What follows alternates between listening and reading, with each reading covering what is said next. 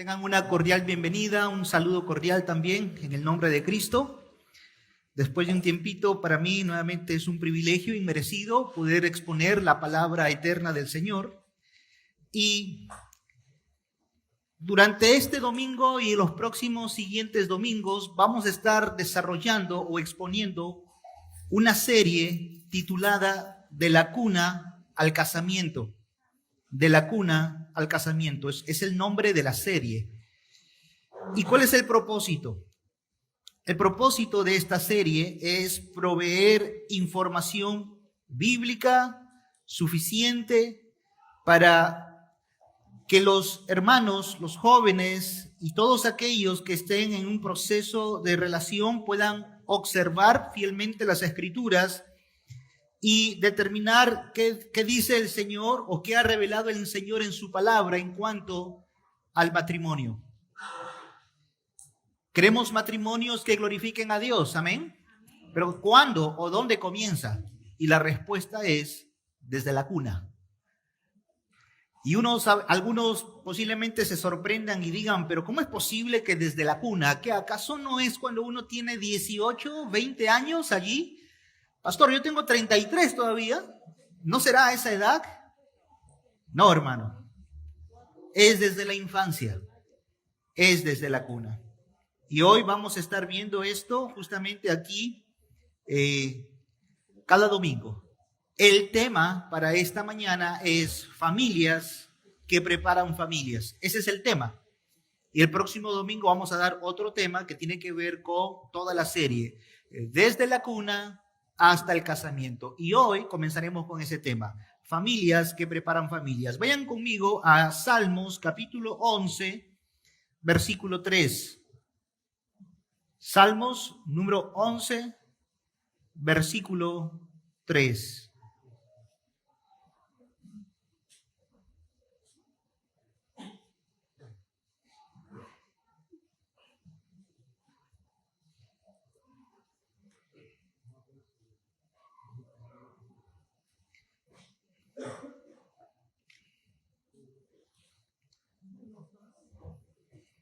Si fueren destruidos los fundamentos, ¿qué ha de hacer el justo?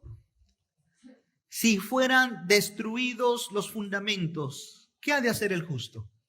Vamos a orar. Padre, gracias por tu misericordia y tu bondad para con nosotros el día de hoy. Señor, te rogamos que pastorees nuestros corazones con tu palabra, Padre, que hables a nuestros corazones, que nuestra mente sea informada con ella, Señor, que podamos poner por obra tu palabra. Señor, que entendamos que estos fundamentos deben regir la vida y han sido colocados para tu gloria, y que como iglesia somos llamados a cuidarlos, a protegerlos. Ayúdanos pues en ese entendimiento, en Cristo Jesús. Amén. Amén. El salmista hace aquí una afirmación y una pregunta. Si fueren destruidos los fundamentos, implica que las Escrituras, Dios ha establecido fundamentos desde el inicio de la creación. Desde que Dios creó al hombre y a la mujer, Él ha establecido sus fundamentos. Él ha dejado fundamentos para el matrimonio, para la familia, para la sociedad. Dios ha establecido fundamentos. El problema es que el mundo y el pecado quieren destruir estos fundamentos. Y si eso llegara a suceder, si los fundamentos fuesen destruidos, tergiversados, la pregunta es ¿qué ha de hacer el justo? Hermanos, esto es muy importante y es algo que tenemos que abordar en esta mañana. En Estados Unidos, un equipo de fútbol americano estaba acostumbrado a ganar las ligas. Año tras año era el equipo campeón, hasta que de pronto comenzaron a perder.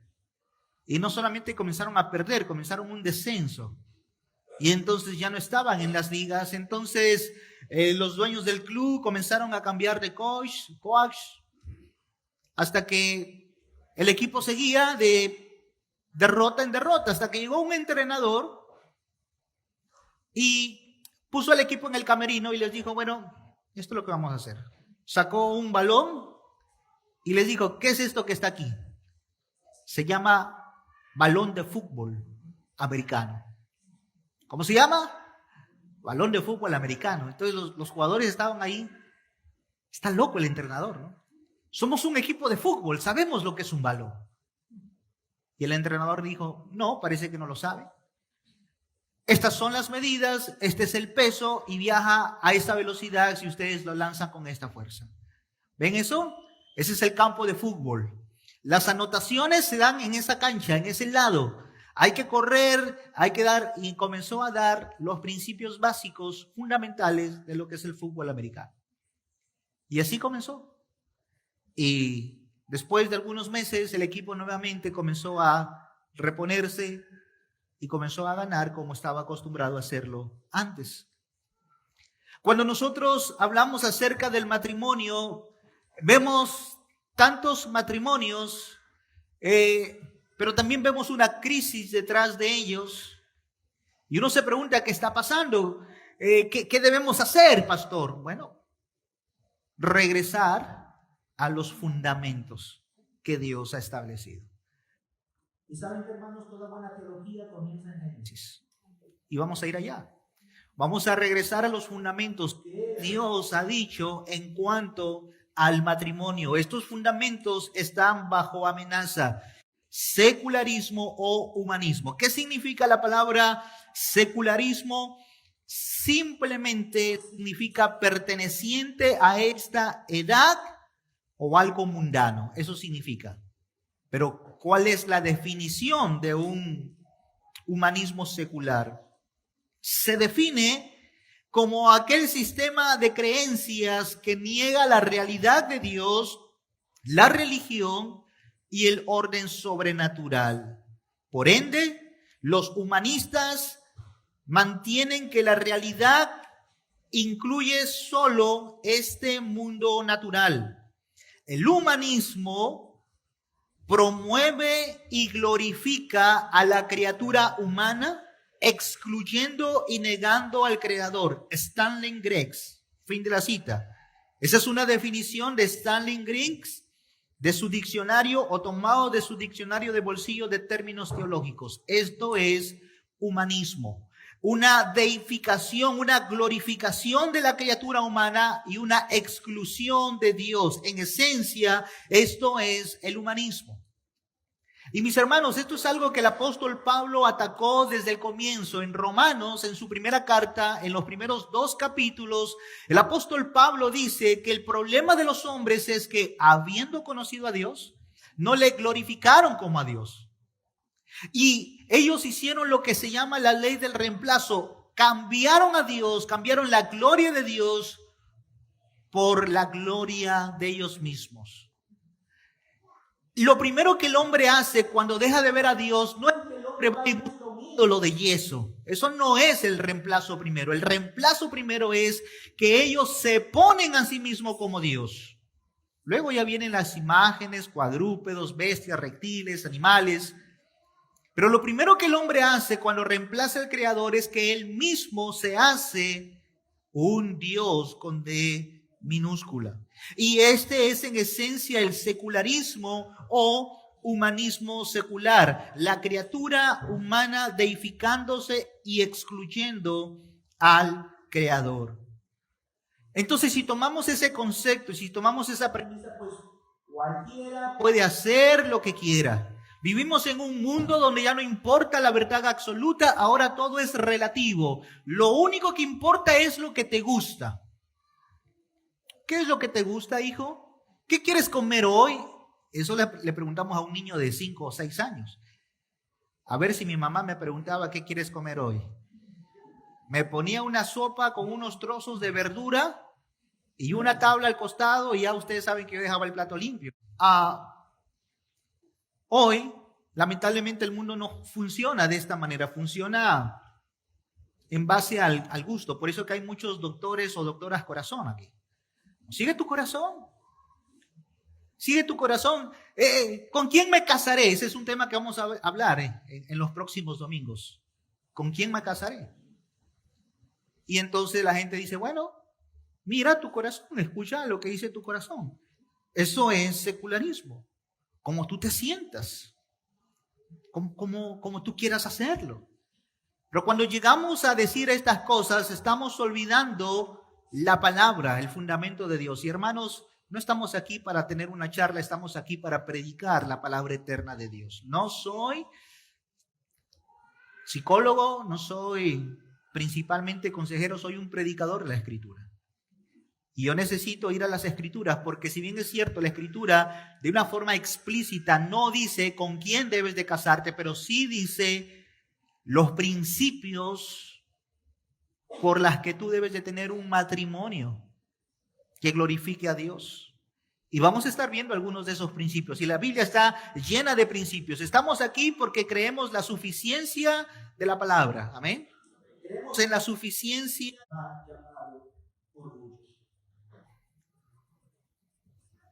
Voy a predicar un sermón que va a ser tachado como algo intolerable para nuestra sociedad. Podría costarme la cárcel si predicara en otro país que no fuera el Perú. Es una amenaza para la ola del feminismo, es una amenaza para la ola cada vez más confusa del grupo LGTB. Es una amenaza para la agenda global que quiere que seamos cada vez menos a través del aborto y la eutanasia. Y los fundamentos se están moviendo. Ahora existen diferentes tipos de familia, diferentes tipos de sexo, diferentes formas de ser feliz. Pero hermanos, ¿qué ha de hacer el justo? Nosotros tenemos que, ¿desde cuándo?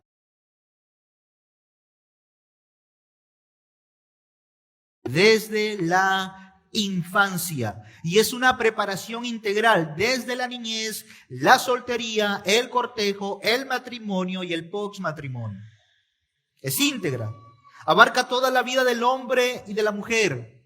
Esta preparación para la familia también es cristocéntrica, está basada en el Evangelio. Es poner en tu corazón, como decía una hermana a la hora del testimonio, la esencia misma de lo que glorifica a Dios.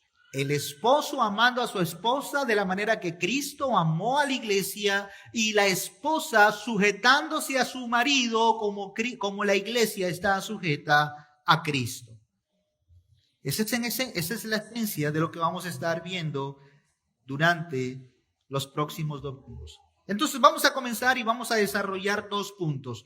Vamos a preguntarnos, ¿de quién es la tarea? Si nuestros hijos tienen que ser preparados, ¿de quién es la tarea? Ahora, los que deben de casarse deben ser hombres, mujeres maduros, mujeres maduras, hombres maduros. Hombres y mujeres de Dios, maduros, por supuesto. El problema es que Dios no nos ha dado hombres y mujeres. Lo que Dios nos ha dado son niños, son hijos e hijas, pequeños.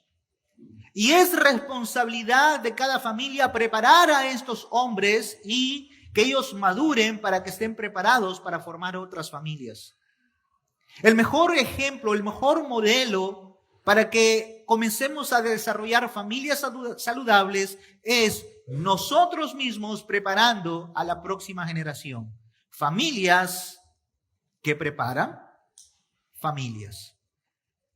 No existe una conferencia de cómo preparar matrimonios, no existe un curso en la universidad o en un seminario de cómo preparar. Básicamente es familias preparando familias. Y entonces la pregunta nuevamente es de quién es la tarea y qué implica esa preparación íntegra. Vamos a ver 2 cosas. Número 1, veremos que es la tarea de los padres, ambos, papá y mamá, preparar a sus hijos para el matrimonio. Pero también veremos en segundo lugar que es la tarea de los padres, papá y mamá, preparar a sus hijas para el matrimonio. Así que eso es lo que vamos a abordar en esta mañana. Vamos a Proverbios capítulo 22, versículo 6, un texto muy conocido por el pueblo evangélico. Instruye al niño en su camino y aun cuando fuere viejo, no se apartará de él. La palabra instruir que aparece en el versículo 6 Es la palabra hebrea shanat. Shanat termina con K, de kilo. Esa palabra se usaba para comenzar la construcción de un edificio. Era el comienzo de la construcción de un edificio con un fundamento nivelado, de modo tal que en el futuro las paredes no se rajen ni se tuerzan. Voy a repetir nuevamente el contexto o la definición de chanat, que es instruir en la raíz hebrea. Es el inicio o el comienzo de la construcción de un edificio con un fundamento nivelado, de modo que en el futuro las paredes de ese edificio ni se rajen ni se tuerzan. Esto es instruir en el término etimológico, chanat. Pero para fines del pasaje que nosotros tenemos a continuación, tenemos ahora, que acabamos de leer, significa empezar o iniciar a nuestros hijos de una manera temprana, proveyéndoles razonamientos y anhelos correctos en lugar de dejarles desarrollar ideas y pasiones equivocadas. Esto tiene que ver con instruir. Instruye al niño en su camino. De la misma manera como cuando se comienza un edificio, los constructores anivelan, ven el terreno y plantean un buen trabajo, de la misma manera los niños tienen que ser instruidos, anivelados, sus mentes tienen que ser asaltadas y preparadas, proveyéndoles razonamientos y anhelos correctos. Hermanos, eso significa una cosa, que nosotros como padres tenemos la responsabilidad de pasar tiempo con nuestros hijos y no solamente usando las escrituras para llevarlos a la cama a dormir con una historia de la Biblia, sino llevándolos a razonar sobre la base de las escrituras, poniendo en sus corazones anhelos correctos, principios correctos. Si no lo haces, el mundo va a poner en ellos ideas y pasiones equivocadas. Entonces, la preparación comienza con la instrucción. Este mundo está en las manos del malvado que usa todos sus atractivos para tentar nuestra carne y la carne de nuestros hijos a pecar.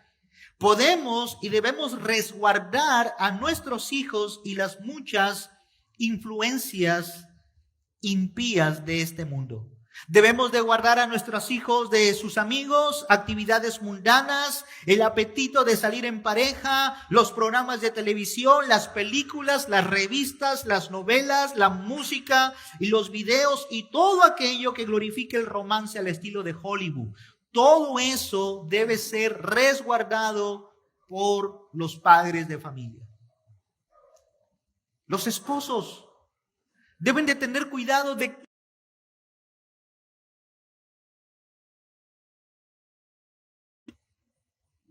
pero ¿qué hacer, pastor? Cuando yo en mi casa lo cuido, pero ¿qué hacer con las influencias externas? Algo que yo ya no puedo controlar. Es decir, voy por la calle y pasa una pareja besándose y manoseándose. ¿Qué hacer? Espero que los niños estén en la escuela dominical. ¿Qué hacer? Y peor aún, uno tiene que cuidar porque uno va a una plaza y de pronto ya no ve una pareja heterosexual, uno ve una pareja homosexual abrazándose y ahí están los niños. ¿Qué hago, pastor? Voy a una tienda y veo publicidad que afecta la mente de mis hijos. Voy a la casa de un familiar que no conocen al Señor y son afectados por mi familia, pastor. ¿Qué hago? Bueno, no podemos negar que es la realidad de un mundo caído, y si observas que estas influencias están alrededor de tus hijos, el consejo que te doy como pastor es no las ignores. Úsalas para hacerle ver a tus hijos el error de esos mensajes a la luz de la palabra de Dios. Efesios capítulo 5, versículo 11 dice que no participéis en las obras infructuosas de las tinieblas, sino más bien reprendedlas, úsalas. Mamá, mira, ese hombre está abrazando a esta chica. No es el modelo. No es lo correcto, hijo. Pero ese hombre está tomando de la mano a ese otro hombre. Esto es pecado, hijo. Y esto a Dios le desagrada. Use. Obviamente quiero animarte a evitar este tipo de cosas, pero cuando ya es imposible, cuando esto es evidente, usa esa oportunidad para corregirlo, para animarle, para edificarle. Escuché el testimonio de un pastor, amigo mío, ahora, hace tiempo él contaba la historia de que tenía que dejar a su hija a la escuela pública y siempre para llegar al colegio de su hija, sí o sí tenía que pasar por un lugar descampado donde había un rumo de basura. Y él llegó a la escuela y la profesora le dijo, vamos a tener estos talleres, vamos a bailar y hacer estas cosas. Y el pastor le dijo, mira, mi hija no va a participar en ninguna ceremonia religiosa, no va a participar en ninguno de estos bailes, porque ustedes han visto esos bailes del colegio, ninguno. ¿Pero por qué? Es una niña, hay que darle libertad para que exprese. No, dijo él, es mi hija, yo la voy a cuidar, así que yo no le doy la autorización para que mi hija haga eso, profesora. Y la profesora le dijo, no sé por cuánto tiempo usted lo va a evitar, pero lo cierto es que ella no está en una burbuja, ella va a crecer y va a ver este mundo. Y él dijo, profesora, cuando yo regrese a casa, yo voy a pasar por un lugar descampado donde hay un cúmulo de basura. Es inevitable pasar por ese lugar nauseabundo, pero sí puedo evitar llevar la basura a mi casa. Y mientras mi hija esté conmigo, voy a cuidarla. Y aunque esté con tantas cosas, voy a evitar que llegue cosas a su vida. Hermanos, esa es nuestra tarea. Nuestros hijos van a estar expuestos a la basura de este mundo. Es inevitable. Pero lo que sí es evitable es que tú puedas llegar a meter la basura a tu casa para que vuestros hijos se pierdan. Ahora, hay un texto en las Escrituras que es muy conocido por todos nosotros y está en Deuteronomio, capítulo 6, versículo 1 al 9. Vamos a ese texto. El quinto libro de la ley, Deuteronomio 6, 1 al 9. Recuerden que hemos hablado acerca de instruir, a nivelar, poner en el corazón de nuestros hijos a temprana edad razonamientos y anhelos correctos. La pregunta ahora es, ¿de quién es la responsabilidad? El texto de Deuteronomio 6, 1 al 9 dice que la responsabilidad es de los padres. Ahora, quiero hacer una paréntesis aquí para decir que cada vez que usted escuche en este sermón hablar acerca de padres, me estoy refiriendo al papá y a la mamá. Número 1. Pero también quiero advertir que estoy hablando de una forma muy particular, con mayor grado de responsabilidad al papá. Así que cuando yo diga padres, es responsabilidad de los padres. Tú piensa, somos los dos. Si estás con tu esposa, codéala y dile, somos los dos. Pero hermana, luego tú devuélvele el codazo, pero tú tienes mayor responsabilidad, dile. Esa es tu mayor responsabilidad. ¿Qué dice Deuteronomio 6, del 1 al 9? Estos pues son los mandamientos, estatutos y decretos que Jehová vuestro Dios mandó que os enseñe, para que los pongáis por obra en la tierra a la cual pasáis vosotros para tomarla, para que temas a Jehová tu Dios, guardando todos sus estatutos y sus mandamientos que yo te mando, tú, tu hijo y el hijo de tu hijo, todos los días de tu vida, para que tus días sean prolongados. Oye pues, oh Israel, y cuida de ponerlos por obra, para que te vaya bien en la tierra que fluye leche y miel, y os multipliquéis como te ha dicho Jehová, el Dios de tus padres. Oye, Israel, Jehová nuestro Dios, Jehová uno es. Y amarás a Jehová tu Dios de todo tu corazón y de toda tu alma y con todas tus fuerzas. Y estas palabras que yo te mando hoy estarán sobre tu corazón y las repetirás a tus hijos y hablarás de ellas estando en tu casa y andando por el camino y al acostarte. Y cuando te levantes, y las atarás como una señal en tu mano y estarán como frontales entre tus ojos y las escribirás en los postes de tu casa y en tus puertas.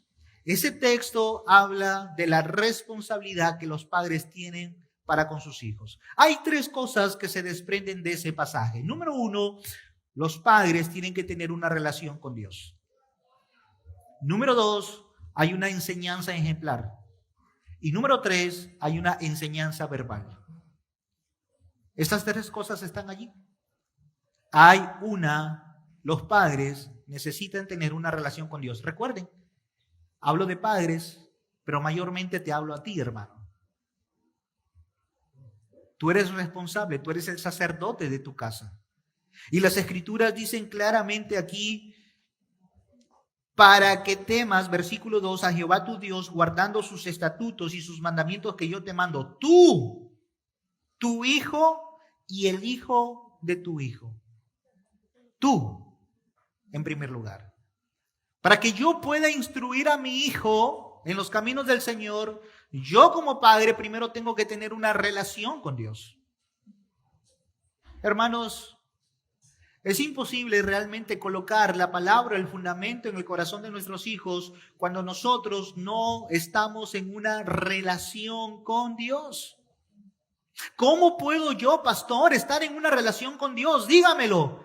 A través de la obra que Jesucristo hizo en la cruz.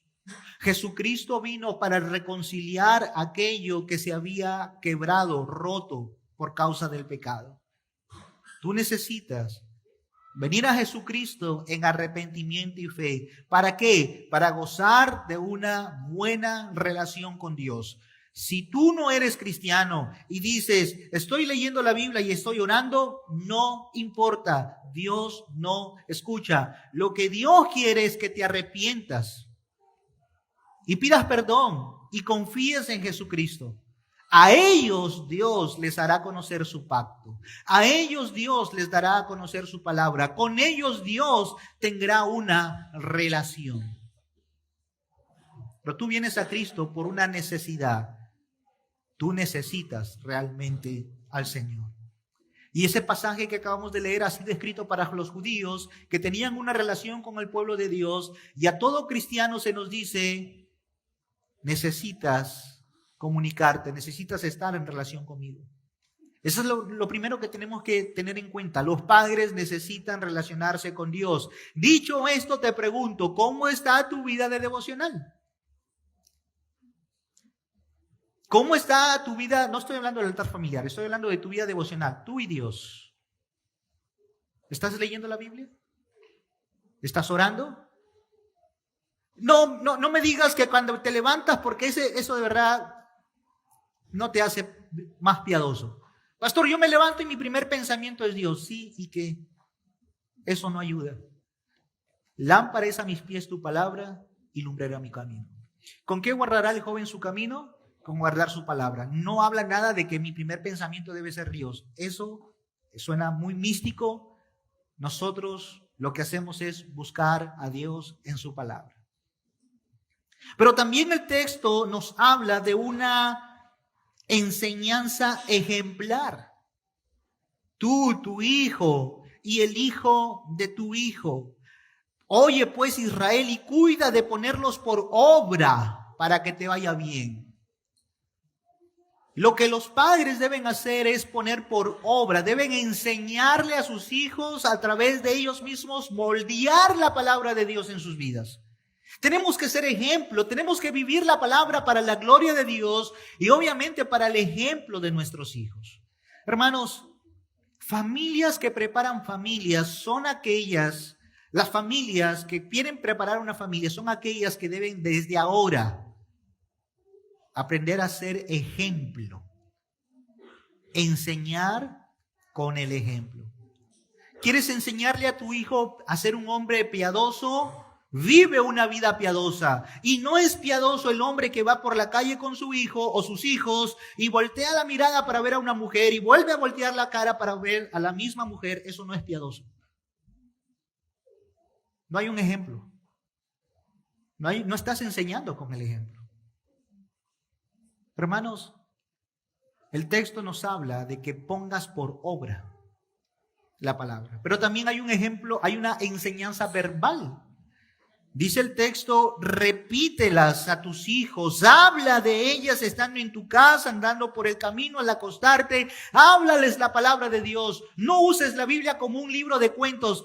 ¿No tienes sueño? Ya, vamos, ahorita te cuento una historia para que te duermas. ¿Qué es eso? ¿Estamos usando las escrituras para provocarle sueño a nuestros hijos? ¿Es para eso que usamos el poder, la palabra inspirada eterna de Dios? No, la palabra debe ser usada. Siéntate, hijo, vamos a compartir. ¿Qué es el pecado? ¿Qué es esto? ¿Qué dice Dios en su palabra de Él mismo y de nosotros? Hermanos, no hagan eso. No usen la Biblia para traer sueño a sus hijos. De hecho, si su hijo que quiere dormir, mejor no le cuentes, ora con él y mándalo a dormir. Pero él tiene que estar lúcido para que puedas poner la palabra de Dios en su mente. Cuando sales y caminas con tu hijo, ¿de qué hablan? ¿Cuál es el tenor de las conversaciones? Cuando estás en casa, cuando sales con ellos, cuando los llevas a pasear, ¿cuál es el tenor? Estudia para que seas un mejor niño, haz esto para que te vaya bien. Mira, ¿qué es lo que estamos poniendo en sus corazones? Tienes que ser inteligente y tienes que ser aquello. Necesitamos regresar a los fundamentos. Necesitamos poner en el corazón de nuestros hijos la palabra del Señor. ¿Es necesario, pastor, preparar a nuestros hijos para el matrimonio? Sí, te voy a dar una razón. Dios preparó a Adán antes de casarse. Dios preparó a Adán para el matrimonio. Cuando todavía había una mujer, Dios preparó a Adán. Y como lo dije, toda buena teología comienza en Génesis. Vamos al capítulo 2 del Génesis para ver por qué digo o por qué sostengo lo que sostengo. Génesis 2, 16, por ejemplo. Y mandó Jehová Dios al hombre diciendo, de todo árbol del huerto podrás comer, mas del árbol de la ciencia del bien y del mal no comerás, porque el día que de él comiereis, ciertamente morirás. ¿Cómo preparó Dios a Adán? Número 1, Dios le dio autoridad a Adán. Dios le dio autoridad. Todo lo que Adán podía hacer era porque Dios se lo había permitido. Dios le había dado esa autoridad a Adán. Dios le ha dado una autoridad a los padres, pero principalmente Dios te ha dado una autoridad a ti que eres el hombre de la casa. Dios dice que somos cabeza. Así que aquí no vale echarle la culpa a las hermanas, a las mujeres. Somos nosotros el problema. Dios le dio la autoridad a Adán. No estaba Eva. El mandato no se lo dijo Dios a Eva. No le dijo a Eva, mira, no comas de esto. Se lo dijo a él, a Adán. Lo preparó, le dio la autoridad. Pero también lo creó y lo preparó para que se relacione. Dice el versículo número 22. Y de la costilla que Jehová Dios tomó del hombre, hizo una mujer y la trajo al hombre. Dijo Dios, no es bueno que el hombre esté solo. Le haré ayuda idónea para que se relacione. Para que se relacione. ¿Cómo más preparó Dios a Adán? Dios preparó a Adán para que él sea obediente. Mira, Adán, tú no vienes yo no te pongo en este huerto para que hagas lo que tú quieras. Esto es permitido y esto no es permitido. Obedece. Obedece. Entonces Dios lo preparó en autoridad, Dios lo preparó en relación, Dios lo preparó para que él obedezca, le dio instrucciones claras. Pero Dios también preparó a Adán para el trabajo. Versículo 15. Tomó pues Jehová Dios al hombre y lo puso en el huerto del Edén para que lo labrara y lo guardase. Así que resetiemos la idea de que el trabajo es por culpa de que la mujer pecó. Por culpa de ellas todos estamos aquí trabajando. Antes de la caída el hombre ya trabajaba. Y les recuerdo, hermanos, y a ustedes, hermanas, también para que se lo recuerden a él, que ustedes no habían sido creadas todavía y él ya era labrador del huerto. Él ya era labrador del huerto. Y es que Dios trabajó al hombre para que él trabaje, por eso el hombre es fuerte. Y el trabajo allí era un trabajo de agricultura, de labrar la tierra. El trabajo principalmente es del hombre. Cuando una mujer dice, pastor, ya no puedo, yo estoy cansada de trabajar. Sí, es verdad, yo te creo, no fuiste hecha principalmente para eso. El hombre sí. El hombre suda, se raja, esfuerza, en el sol le da. Pero es hombre. Amén. Él es hombre. Él debe ser el sustento. Tiene que ser, trabaja para que pueda sostener. Dios preparó a Adán. Dios preparó a Adán para que él conociera el mundo que lo rodeaba. Le dijo, mira Adán, versículo 19. Jehová Dios formó pues de la tierra toda bestia del campo y toda ave de los cielos y las trajo a Adán para que viese cómo las había de llamar, y todo lo que Adán llamó a los animales vivientes, ese es su nombre. Y puso Adán nombre a toda bestia y ave de los cielos y a todo ganado del campo, mas para Adán no se halló ayuda idónea para él. Adán tenía que conocer su mundo, su realidad, que el huerto, conócelo. Él debería ser el conocedor de lo que tenía alrededor. Y ya luego de eso, Dios lo hace dormir, viene la primera intervención quirúrgica, saca a Dios, le abre el costado, saca una costilla y le trae la ayuda idónea. Recuerden, no es ayuda errónea ni ayuda demonia, sino es ayuda idónea. Idónea. Un complemento para él. Ahora, la pregunta es, ¿qué áreas o en qué áreas de preparación, pastor, los padres deben de preparar a sus hijos? Voy a darle estas áreas de preparación. Voy a darle en qué áreas de preparación los padres deben preparar a sus hijos y luego a sus hijas. Pero estamos hablando ahora de los niños, de los jóvenes, los adolescentes. Padres, y especialmente a ti, hermano. Debes preparar a tus hijos por lo menos en 3 áreas. Que sea un líder espiritual, que sea un líder servicial y que sea un líder proveedor. Que sea un líder espiritual, es decir, que sea el sacerdote de su casa. Que sea un líder servicial, un hombre sacrificado. Y que sea un líder proveedor, un hombre responsable. ¿Líder espiritual? Sí.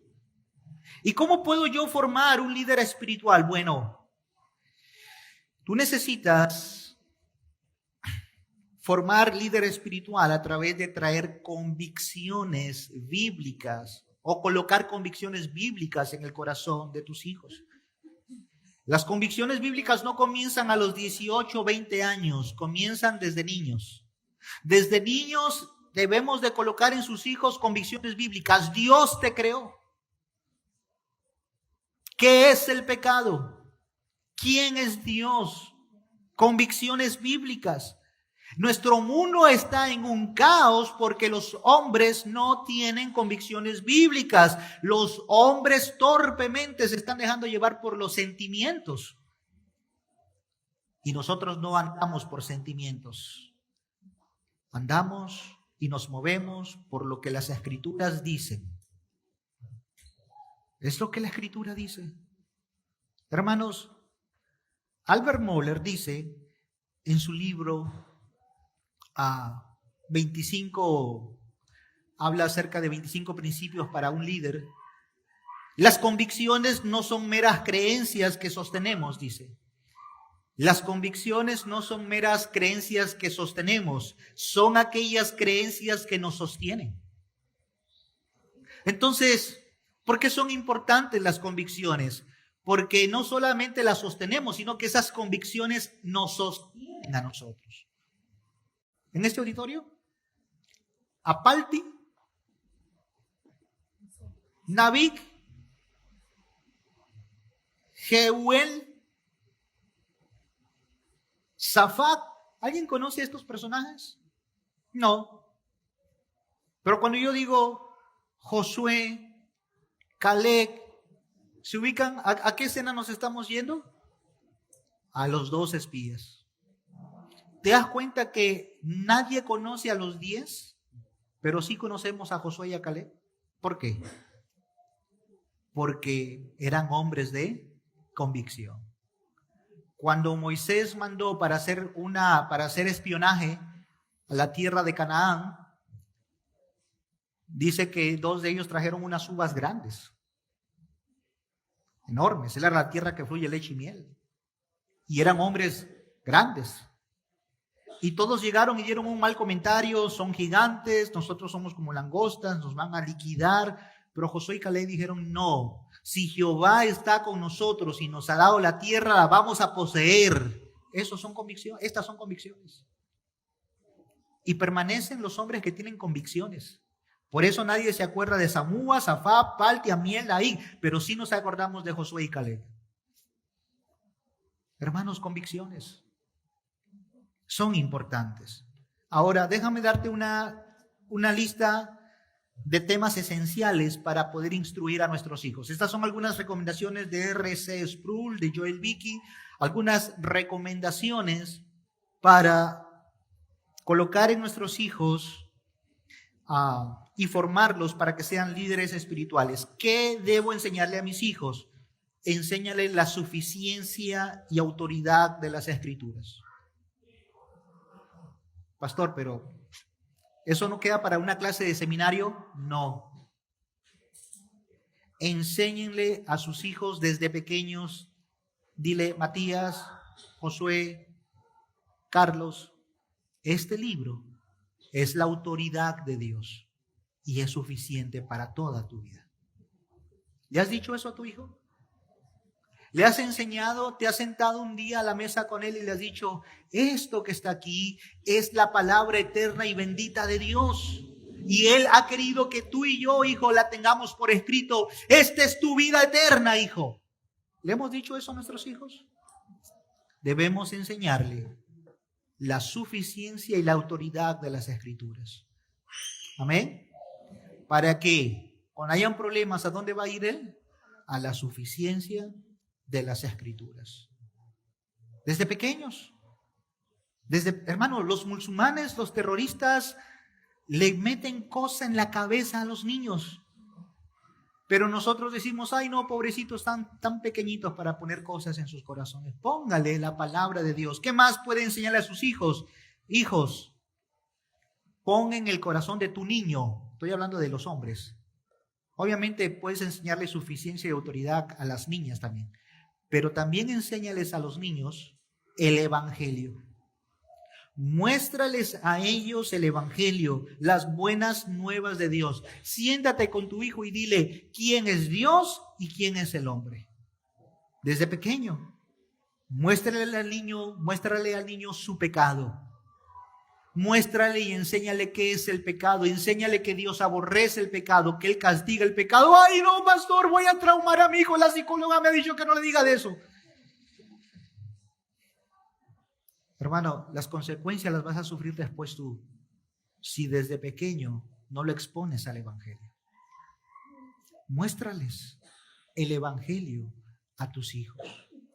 Enséñales a tus hijos como un líder espiritual, enséñales la soberanía de Dios y la sabiduría de Dios. Enséñales cómo agradar a Cristo y no a ellos mismos.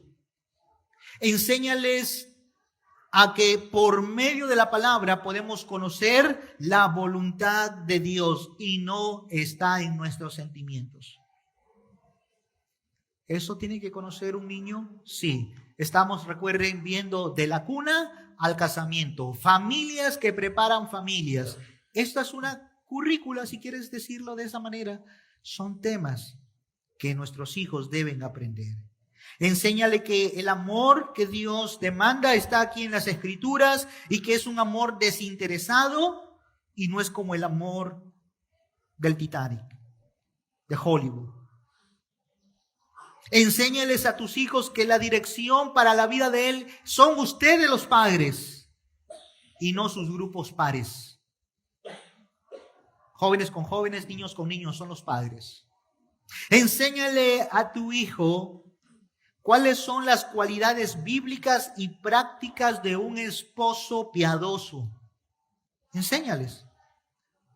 Prepáralo para que sea el pastor de su casa, el sacerdote de su hogar. Ahora, también debes preparar a tu hijo para que sea el líder servicial, un líder sacrificado. Y por supuesto, Jesucristo es nuestro modelo. Dice Mateo 20:28 que el Hijo del Hombre no vino para ser servido, sino para servir y para dar su vida en rescate por muchos. Hermanos, enséñale a tu hijo a ser un líder sacrificado, esforzado, que sirve. Enséñale esto. Enséñale que tiene que pensar más en el otro que en él mismo. Enséñale que él está allí al frente para poder cuidar a una mujer. Prepara a tus hijos, hombres, para eso. Prepárale que cuando una mujer es atacada, un hombre se pone al frente y la defiende. Porque ella es mujer. Que él pueda defender a sus hermanas si ese fuese el caso y las tuviese. Y si no, que él tiene que velar por el cuidado de una mujer.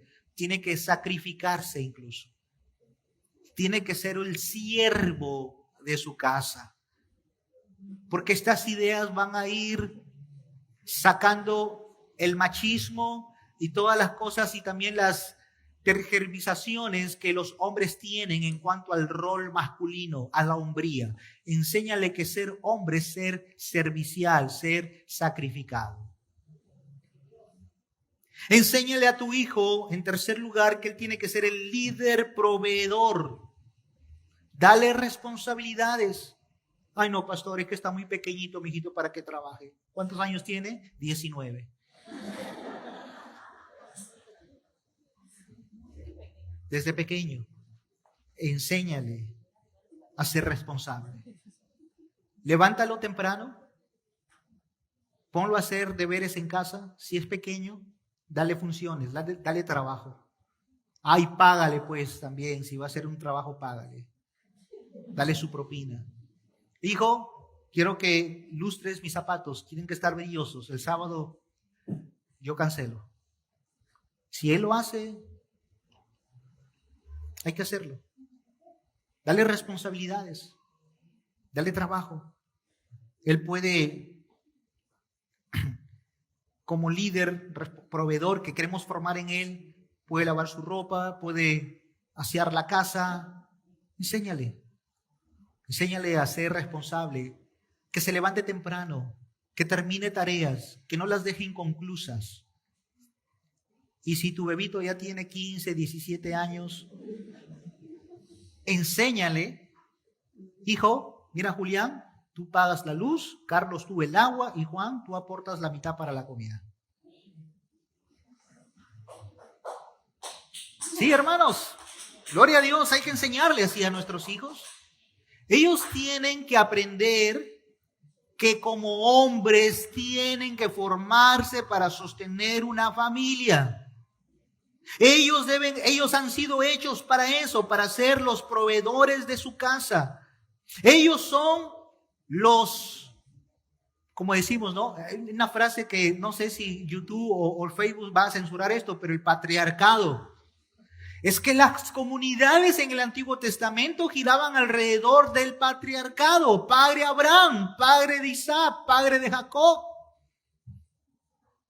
Era el padre de familias, de generaciones. Y las comunidades se formaban y funcionaban alrededor de esos padres. El patriarcado viene a ser como la bocamasa de una rueda, donde todos los rayos están conectados, pero es alrededor del padre. Así que, hermana, tienes que ir saliendo de esas funciones. No eres tú, es tu esposo. Él es el líder, proveedor. Hermanos, históricamente el padre judío consideraba 3 responsabilidades ante Dios. Él decía, soy responsable ante Dios de capacitar a mi hijo en un oficio, de enseñarle la ley y de llevarlo al matrimonio. Ellos le buscaban mujer y los hacían casar. Eso hacía un padre judío con su hijo. Un oficio, la ley y una mujer, una esposa. Si tú tienes un hijo pequeño o si tiene 8 o 10 años, enséñale a hacer trámites. Vamos a hacer un trámite de tu DNI, ya tú mismo métete, comienza tú mismo, vamos a hacer este pago. Dale responsabilidad. Obviamente tú tienes que monitorear, no sea que se vacíe la tarjeta de crédito. Monitorea eso, pero enséñale. Hermanos, necesitamos formar hombres fuertes, pero recuerden, Dios no nos da hombres primero, nos da niños. Nos da niños para formarlos, para darles a ellos la palabra del Señor. Hermanos, el proverbista dice, oye, hijo mío, la instrucción de tu padre y no desprecies la dirección de tu madre. Enséñale a tus hijos, hombres, a tener un entendimiento bíblico del trabajo y a ser hombres responsables. Ahora, para avanzar a nuestro segundo punto, hemos hablado de cómo preparar a los hombres. Pero ¿qué hay de cómo preparar a nuestras hijas? Padres preparando a sus hijas. ¿Cómo se prepara una hija para el matrimonio desde niña? Así como Dios preparó a Adán para el matrimonio, así también Dios hizo a Eva para Adán. El padre de una hija o los padres de una hija tienen que prepararla para que ella sea ayuda idónea. Ayuda idónea. Que ella tenga una capacitación para que sea una mujer madura espiritualmente. Y vamos a ver eso también en las Escrituras. Dios le dio al hombre una ayuda, ya saben, idónea, no se equivoquen, una ayuda idónea. Estas mujeres que más adelante van a contraer matrimonio, tienen que aprender 3 cosas: sumisión, lo que es ser ayuda idónea y lo que es la verdadera belleza. Sumisión, lo que significa ser ayuda idónea, y lo que realmente es verdadera belleza, verdadera belleza. A una niña, a una mujer se le debe de enseñar a ser sumisa. Hermanos, si hubiese una cámara de televisión, me hacen leña en todo el Perú. Hay un loco predicador en Barranco enseñando esto y ya ustedes saben. Pero lo que no saben y lo que ellos nunca van a entender es que nosotros tenemos la palabra profética más segura. Tenemos la mente de Dios. Y no nos equivocamos siempre y cuando pongamos a Dios delante de nosotros. Y la sumisión no es inferioridad. La sumisión no significa que las mujeres sean menos que los hombres, ¿no? No son menos. Las mujeres tienen el mismo valor que un hombre. Pero cuando hablamos de responsabilidades, cuando hablamos de funciones, sí hay funciones diferentes. Los hombres lideran, las mujeres son ayuda idónea, son mujeres sumisas. Ruth la moabita fue sumisa a otra mujer, por ejemplo, Noemí. En Ruth capítulo 2, versículo 2, yo leo lo siguiente. Voy a buscarlo, si ustedes no lo encuentran, yo leo por ustedes. Y Ruth la moabita le dijo a Noemí: te ruego que me dejes ir al campo y recogeré espigas en pos de aquel a cuyos ojos hallare gracia. Y ella le respondió: ve, hija mía. ¿Qué hace una mujer sometiéndose a otra mujer? Una joven sometiéndose a Noemí, una mujer adulta. En el contexto de nuestra sociedad, esto raya, esto no se ve así. Las chicas no se quieren someter, las mujeres no se quieren someter. Pero Ruth le pide permiso a Noemí. Noemí le dice, ve, hija mía. Y entonces Ruth va. Sumisión. ¿Cómo se sometió, por ejemplo, Sara a Abraham? Dice el apóstol Pedro que ella le decía a Abraham, mi señor, con respeto, con respeto. Recuerden que hemos hablado de 3 cosas en Deuteronomio: una relación con Dios, una enseñanza ejemplar y una enseñanza verbal. Padres y madres, podemos enseñarle a nuestros hijos, hombres y mujeres, todas estas cosas con el ejemplo. Si tu esposo te dice, mi amor, quiero que hoy me prepares el plato que tú ya sabes, y si tú le respondes a tu esposo con una grosería, porque tú estás loco, ¿por qué me ordenas? Vete a trabajar, yo voy a cocinar lo que quiero. Y si allí está una niña que está viendo ella, tu falta de respeto, no eres un cuadro vivo de enseñanza ejemplar para esa niña. No estás sometiéndote a tu esposo. Hermanas, ustedes mujeres están preparando a la siguiente generación de esposas. Y la próxima generación puede ser un grupo de niñas rebeldes que van a seguir tu ejemplo, o pueden ser mujeres piadosas que van a aprender a amar a sus maridos. Pero la enseñanza comienza desde la familia, familia que prepara familia. Sometimiento. ¿Te sometes a tu esposo?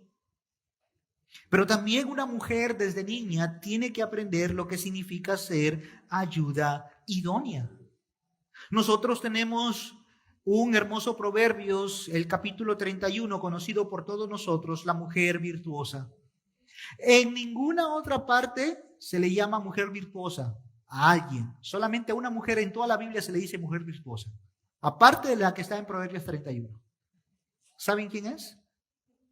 Ruth, la moabita. Vayan a casa y luego lean todo el capítulo 4 y ahí van a encontrar que Ruth se le considera una mujer virtuosa. ¿Y saben qué? En el orden de la Biblia, de los libros de los judíos, después de Proverbios, está Ruth. Y Ruth era una mujer virtuosa, una mujer sumisa, una mujer idónea. Tenemos que enseñarle a las mujeres, a las niñas, a ser ayudas idóneas. Ahora, hay una dificultad con la mujer virtuosa. La dificultad está en Proverbios 31:10. Dice, mujer virtuosa, la dificultad es ¿quién la hallará? ¿Quién la hallará? Así que si alguien está viniendo a gracia eterna, porque aquí hay muchas chicas, yo te digo, ¿quién la hallará?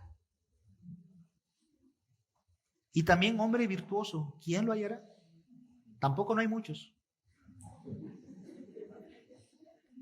Esa es la dificultad de nuestro pasaje, porque su estima sobrepasa largamente a las de las piedras preciosas. Vamos a tener un sermón únicamente estudiando el Proverbios 31, la mujer virtuosa, en adelante. Pero ahora quiero decirte que esta mujer es una mujer hacendosa, fortalecida. No es una hija de mami delicadita pintándose las uñas y modelando y levantándose a las 11 de la mañana, cansada de dormir y se vuelve a dormir. No es una mujer así. Es una mujer que se levanta temprano, es trabajadora, es hacendosa, es esforzada.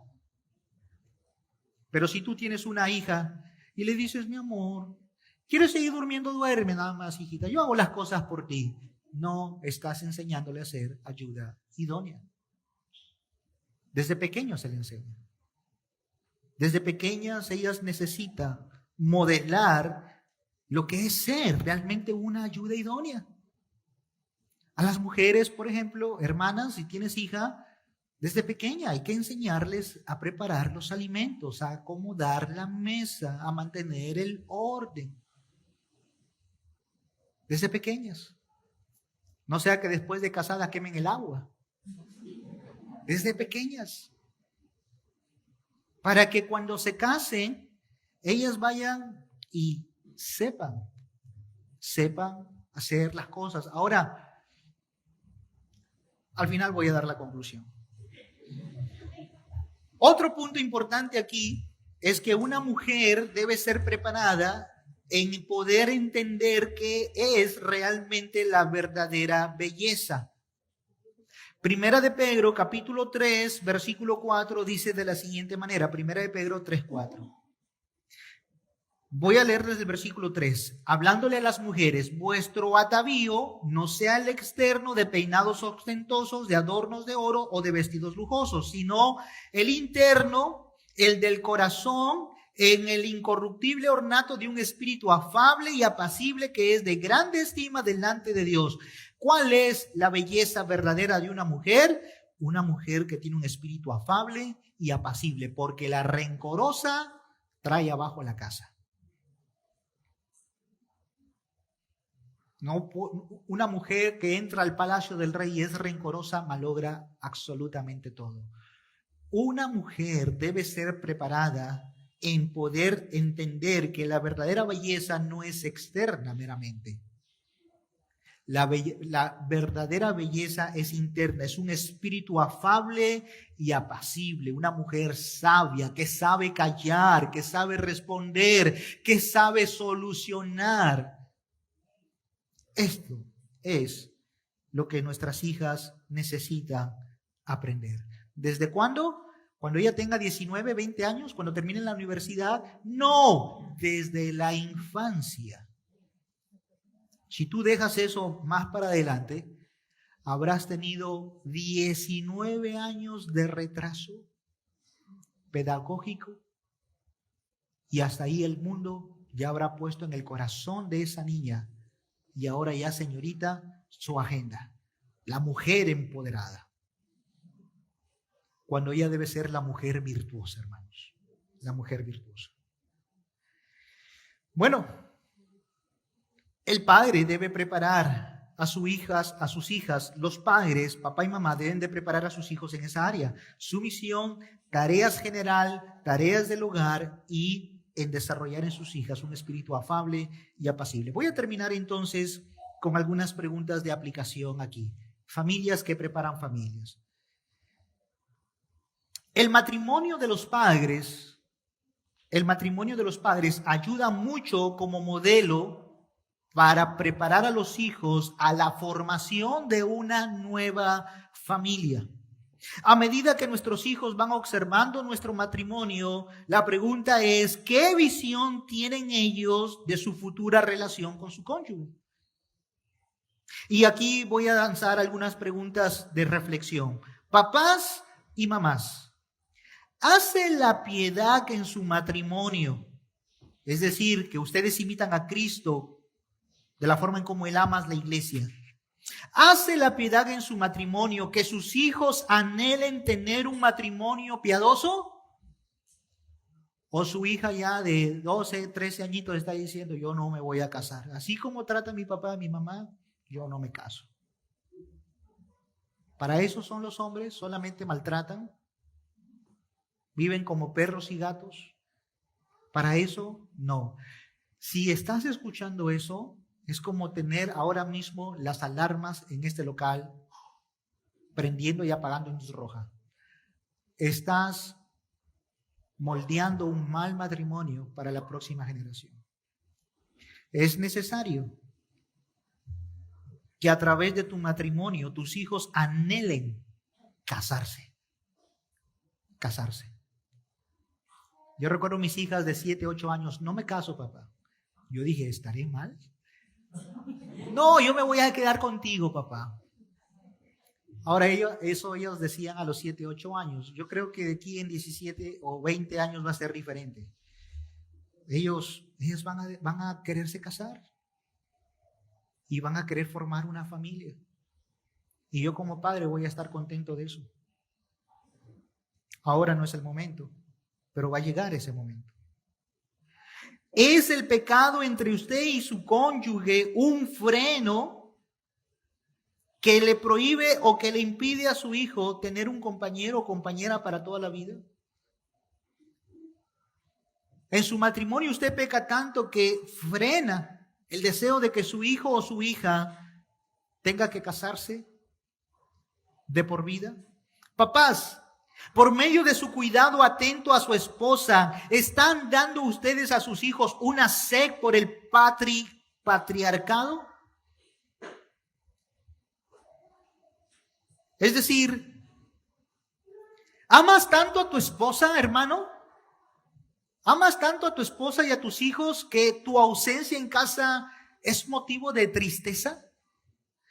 Dicho de otro modo, cuando tú le dices, mi amor, me ha salido un trabajo, me voy 3 días, ella se entristece y tus hijos se entristecen porque te vas. O es que los niños dicen, se va mi papá a fiesta. Libertad, libertad, oh, qué buena. Es aquella que el Padre me da. ¿Qué están pensando tus hijos? O cuando sales por mucho tiempo y luego regresas y abres la puerta de tu casa, son los hijos los que se te prenden en tus piernas y dicen, llegó mi papá, llegó mi papá. Obviamente eso se logra cuando tú amas a tus hijos y amas a tu esposa. Qué triste es aquel hogar que cuando el hombre llega, los hijos tengan que esconderse y la esposa ni siquiera responda a su llegada. Qué triste es este hogar. Pero por favor no te vayas, quiero que escuches al final. Papás y mamás, por medio de su pureza y fidelidad hacia su cónyuge, han dado a sus hijos la convicción de ser fieles y amar a un cónyuge de por vida.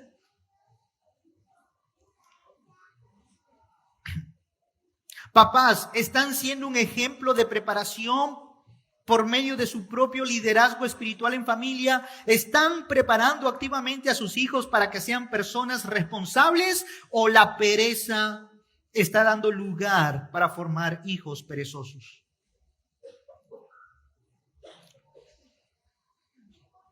¿Qué estamos formando?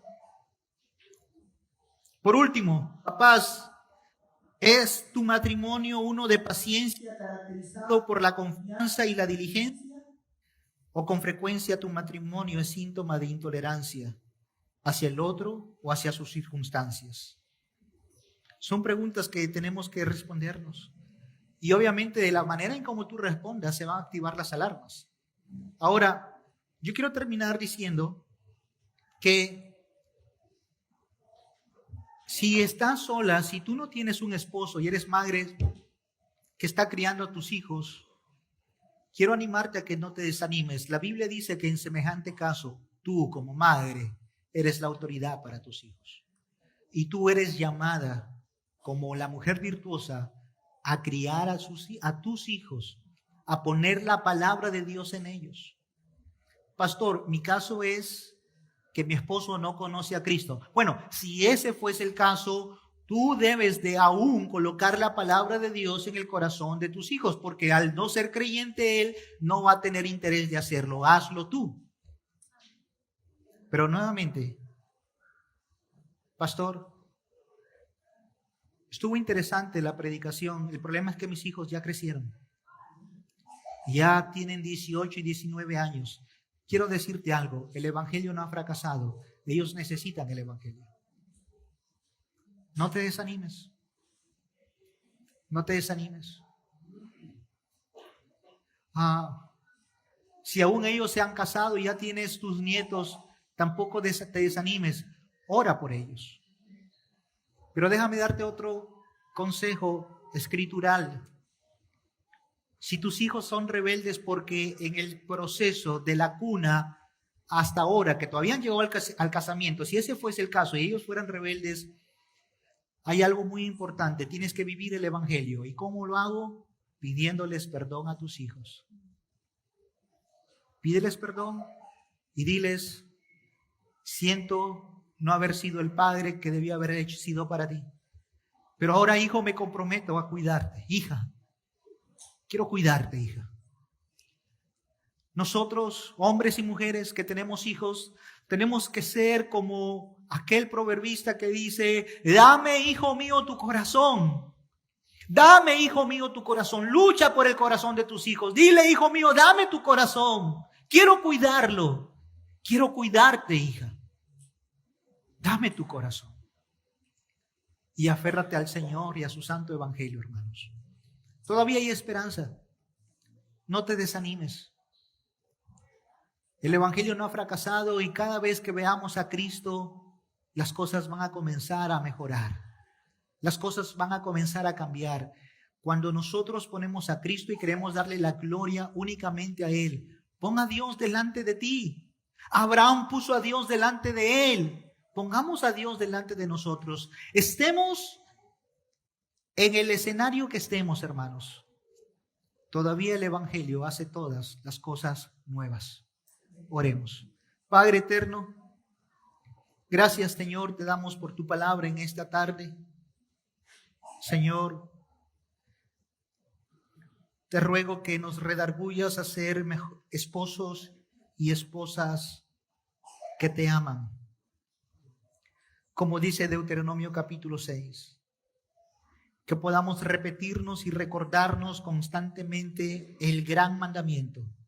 Ama al Señor tu Dios con todo tu corazón, con toda tu mente y con todas tus fuerzas. Señor, queremos amarte. Queremos vivir en una relación continua contigo, Señor. Queremos estar en esa comunión perfecta, Padre. Ayúdanos como padres. Ayúdanos como abuelos, abuelas, que tenemos nuestros nietos. Ayúdanos a orar y a poder poner el evangelio en sus manos, Señor. A poderlos instruir desde pequeños. Enseñarles que existe un Dios creador que no tendrá por inocente al impío. Padre, que como iglesia estemos comprometidos, Señor, a preparar a las próximas familias, sabiendo que su escenario de preparación será nuestro propio hogar. Ayúdanos, Padre, asístenos en nuestras debilidades en Cristo Jesús. Amén y amén.